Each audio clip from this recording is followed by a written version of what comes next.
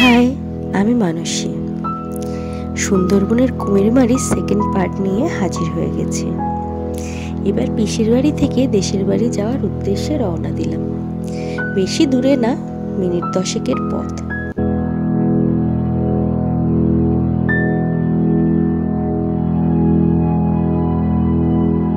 আর এই হচ্ছে নদী, আর নদীর ঠিক ওপারেই কিন্তু যে জঙ্গলটা দেখতে পাচ্ছ, যেটাকে মরিচঝাপি জঙ্গল বা ব্লাড আইল্যান্ডও বলা হয়ে থাকে, যেটার অনেক ঘটনাই তোমরা ইউটিউবের নানা জায়গায় পেয়ে যাবে। চেষ্টা করব এখানকার মানুষের কাছ থেকে সেই ঘটনা তোমাদের কাছে তুলে ধরার পরের কোনো ভিডিওতে। এই রাস্তাটার না ঠিক পাশেই কিন্তু আমার দেশের বাড়ি। তোমরাই বলো, ছোটবেলায় কি আমার ধারণা ভুল ছিল যেখানেই সারাদিন কাটিয়ে দেব, সন্ধ্যে থেকে সকাল? যাচ্ছে বাবা আর বৌদি, আমরা পাশ কাটিয়ে চলে গেলাম। আগে না ছোটবেলায় এই জাহাজগুলো আসতো না, এখন শুনেছি এই জাহাজগুলো বাংলাদেশ থেকে মাল নিয়ে আসে। আর এটা হচ্ছে মধু বাক্স। কত মৌমাছি দেখো, দাদা কি সাহস করে ধরে আছে দেখো, একটুও ভয় নেই। আমার তো যেতেই ভয় লাগছিল। দাদা মধুর বিজনেস করে, তোমরা যদি কেউ সুন্দরবনের মধু চাও পিঙ্ক করতে পারো, তোমাদের সাথে যোগাযোগ করিয়ে দেব। এটা আমাদের দেশের বাড়ির যে পেছনের বাগানের জায়গাটা আছে, ওখানে দাদা মধুর বাক্সগুলো বসায়।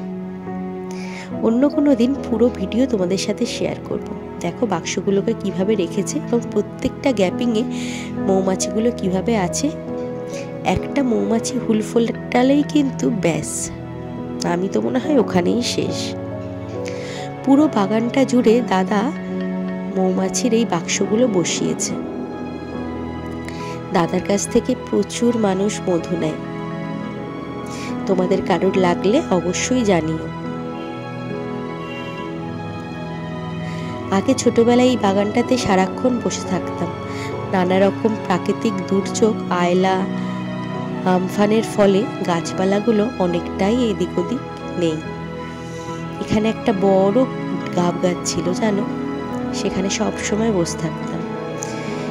এসে দেখি কাকিমা খেজুর কুড়োচ্ছে। গাছ থেকে এই যে খেজুরগুলো পড়লো, আর সেগুলো খাওয়ার টেস্ট কিন্তু আলাদা। খেজুরগুলো পাড়ার পর দেখলাম আমি একা না, আরো সবাই এতে ভাগ বসিয়েছে। দেখো কি ভালো লাগছে দেখতে খেজুরগুলো।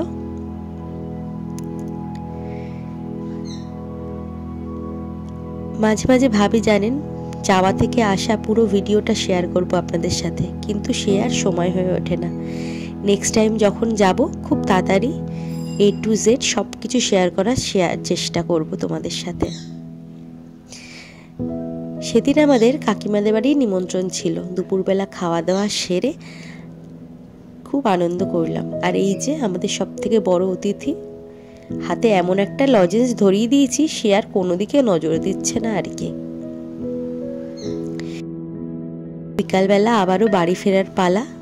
দেখুন বিকালে কতটা ভালো লাগছে নদীটা। বাড়ি ফিরে আবারও কিন্তু রাত্রে আজকে দেশি মুরগির ঝোল দাদা আগে থেকেই বলেছে। খুব তাড়াতাড়ি পুরো ভিডিও নিয়ে তোমাদের সাথে শেয়ার করব। আর চেষ্টা করব এখানকার নানা জানা অজানা গল্প তোমাদের সাথে শেয়ার করতে। আমি যতবারই যাই ততবারই আলাদা আলাদা স্মৃতি নিয়ে বাড়ি ফিরি। আমার ভীষণ ভালো লাগে এখানে সময় কাটাতে কিছুদিন। এবারও গিয়ে প্রচুর স্মৃতি তোমাদের সাথে শেয়ার করলাম। আমরা কিন্তু বরাবরই ধামাখালি হয়ে সরাসরি বোট আছে বুধবার বাজারে, সেখানে যাই। আর যখন গাড়ি নিয়ে যাই তুষখালি, পুঁইজালি, কুমিরবাড়ি, হাটখোলা হয়ে তারপর যাই। আস্তে আস্তে সন্ধে হয়ে এলো এবং বাড়িতে ঢুকে যাওয়ার পালা। এই তো এখানেই শেষ করলাম।